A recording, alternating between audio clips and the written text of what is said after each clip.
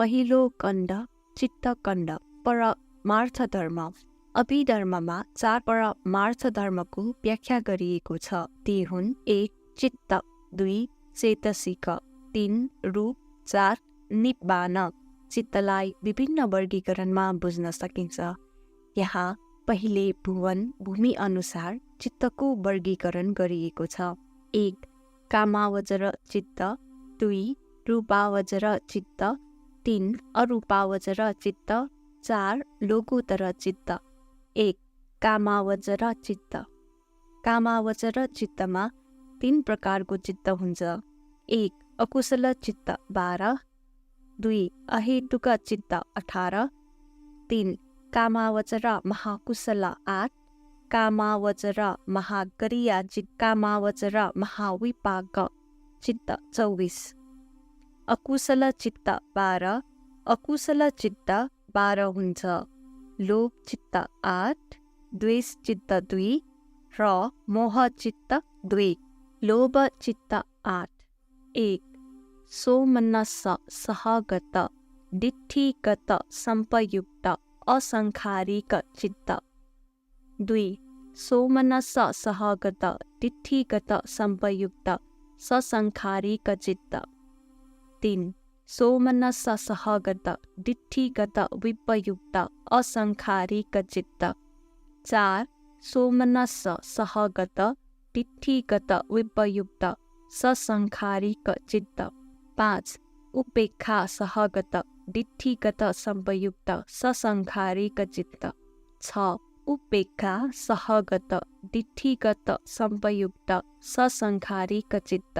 7 उपेक्षा सहगत दिठ्ठिगत विपयुक्त असंखारिक चित्त। 8 उपेक्षा सहगत दिठ्ठिगत विपयुक्त ससंखारिक चित्त। द्वेष चित्त 2। 1 दोमनस सहगत पतिग संपयुक्त असंखारिक चित्त। 2 दोमनस सहगत पतिग संपयुक्त ससंखारिक चित्त। मोह चित्त 2। 1 उपेक्षा सहगत विचिकित्सा संपयुक्त असंखारिक चित्त। 2 उपेक्षा सहगत उदच्च संपयुक्त असंखारिक चित्त। यस प्रकार जम्मा अकुशल चित्त 12 हुन्छ। अहेतुक चित्त 18, अहेतुक चित्त 18, अहेतुक विपाक चित्त 15 र अहेतुक क्रिया चित्त 3, अहेतुक अकुशल विपाक चित्त 7। 1 उपेक्षा सहगत अकुशल विपाक चक्षु विज्ञान चित्त। 2 उपेक्षा सहगत अकुशल विपाक सोत विज्ञान चित्त। 3 उपेक्षा सहगत अकुशल विपाक घान विज्ञान चित्त।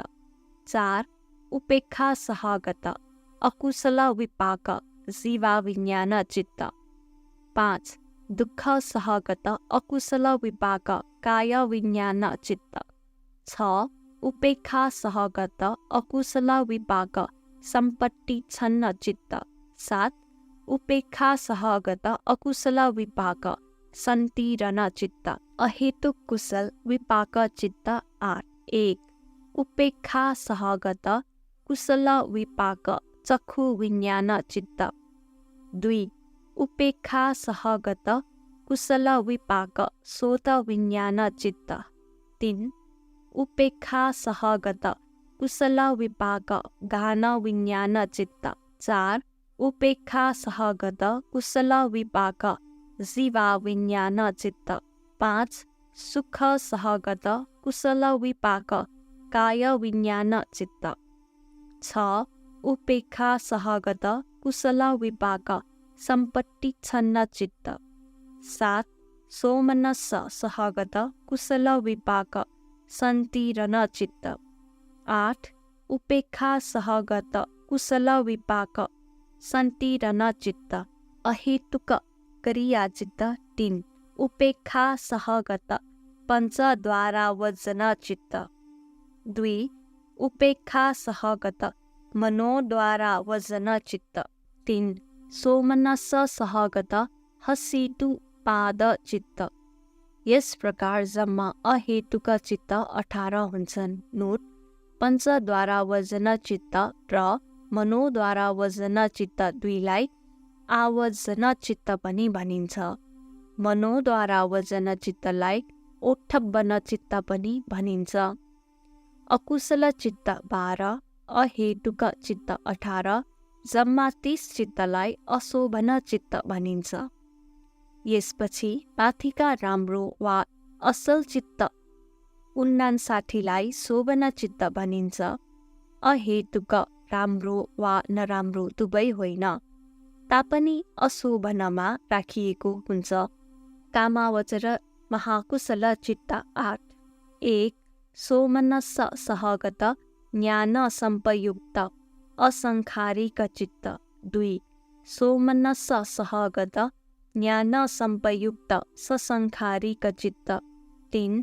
सोमनस्स सहगत ज्ञान विपयुक्त असंखारिक चित्त। 4.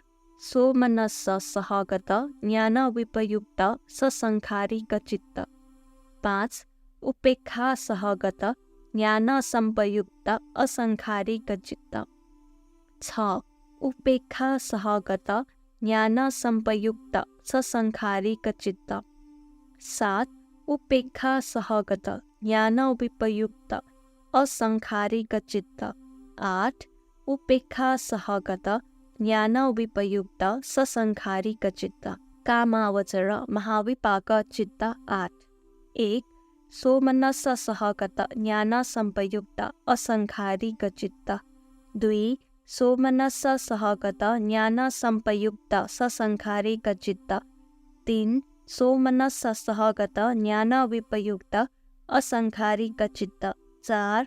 सोमनस्स सहगत ज्ञान विपयुक्त ससंखारिक चित्त।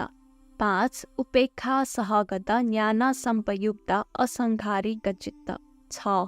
उपेक्षा सहगत ज्ञान संपयुक्त ससंखारिक चित्त। 7. उपेक्षा सहगत ज्ञान विपयुक्त असंखारिक चित्त। 8. उपेक्षा सहगत ज्ञान विपयुक्त ससंखारिक चित्त। कामावचर महाक्रिया चित्त 8. सोमनस्स सहगत ज्ञान संपयुक्त असंखारिक चित्त। 2. सोमनस्स सहगत ज्ञान संपयुक्त ससंखारिक चित्त। 3. सोमनस्स सहगत ज्ञान विपयुक्त असंखारिक चित्त। 4. सोमनस्स सहगत ज्ञान विपयुक्त ससंखारिक चित्त। 5. उपेक्षा सहगत ज्ञान संपयुक्त असंखारिक चित्त। 6. उपेक्षा सहगत ज्ञान संपयुक्त ससंखारिक चित्त। 7. उपेक्षा सहगत ज्ञान विपयुक्त असंखारिक चित्त। 8. उपेक्षा सहगत ज्ञान विपयुक्त ससंखारिक चित्त। सम्मा कामावचर महाचित्त 24। यहाँसम्म काम भुवनमा विचरण गर्ने कामावचर चित्त 54 हुन्। अकुशल चित्त 12, अहेतुक चित्त 18 गरी अशोभन चित्त 30 हुन्छ। त्यसपछि कामावचर महाकुशल, महाक्रिया, महाविपाक चित्त 24 शोभन चित्त हुन्छ। 30 र 24 गरी जम्मा 54लाई कामावचर चित्त भनिन्छ। 2. रूपावचर चित्त। रूपावचर चित्त 3 प्रकारको हुन्छ। 1. रूपावचर कुशल चित्त 5। 2. रूपावचर विपाक चित्त 5। 3. रूपावचर क्रिया चित्त 5। रूपावचर कुशल चित्त 5। 1. वितक्क विचार पीति सुख एकाग्रता सहित प्रथम जान ध्यान चित्त। 2. विचार पीति सुख एकाग्रता सहित द्वितीय जान चित्त। 3. पीति सुख एकाग्रता सहित तृतीय जान चित्त। 4. सुख एकाग्रता सहित चतुर्थ जान चित्त। 5. उपेक्षा एकाग्रता सहित पञ्चम जान चित्त। त्यस्तै गरी रूपावजर विपाक चित्त 5, रूपावजर क्रिया चित्त 5, जम्मा रूपावजर चित्त 15। 3. अरूपावजर चित्त 12। अरूपावजर चित्त 3 प्रकारको हुन्छ। 1. अरूपावजर कुशल चित्त 4, 2. अरूपावजर विपाक चित्त 4, 3. अरूपावजर क्रिया चित्त 4। अरूपावजर कुशल चित्त 4। 1. आकाशानञ्चायतन कुशल चित्त, 2. विज्ञानञ्चायतन कुशल चित्त, 3. आकिञ्चन्यायतन कुशल चित्त, 4. नेवसंज्ञानासंज्ञायतन कुशल चित्त। त्यस्तै गरी अरूपावजर विपाक चित्त 4, अरूपावजर क्रिया चित्त 4, जम्मा अरूपावजर चित्त 12। यस प्रकार रूपावजर चित्त 15, अरूपावजर चित्त 12 गरी जम्मा 27 चित्तलाई महगत चित्त भनिन्छ। महन्तङ्गतङ अथवा उत्तम ठाउँमा पुग्ने चित्त भएर यस 27 चित्तलाई महगत चित्त भनिएको हो।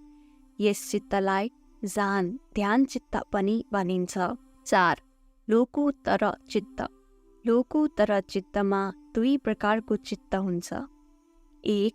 लोकोत्तर कुशल चित्त मग्ग चित्त 4, 2. लोकोत्तर विपाक चित्त फल चित्त 4। लोकोत्तर कुशल चित्त 4 मग्ग चित्त। 1. सोतापति मग्ग मार्ग चित्त, 2. सकदागामी मग्ग चित्त, 3. अनागामी मग्ग चित्त, 4. अरहत मग्ग चित्त। लोकोत्तर विपाक चित्त 4 फल चित्त। 1.